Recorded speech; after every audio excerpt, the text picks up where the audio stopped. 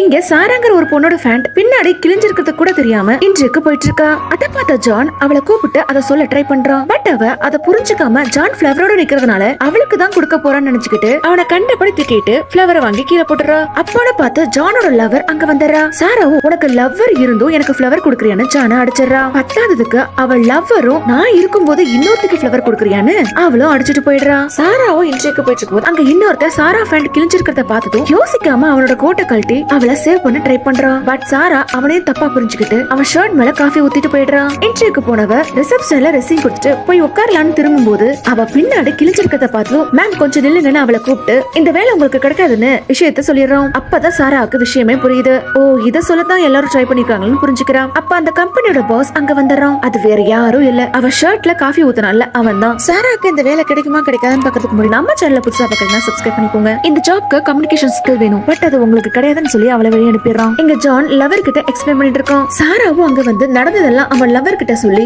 ரெண்டு பேத்தையுமே சேர்த்து வச்சிடறா. இவ பண்ண நல்ல விஷயத்த பார்த்த பாஸ் அவ பண்ண தப்பு திருத்திக்கிட்டனால அவளுக்கு வேலையும் கிடைச்சிருது.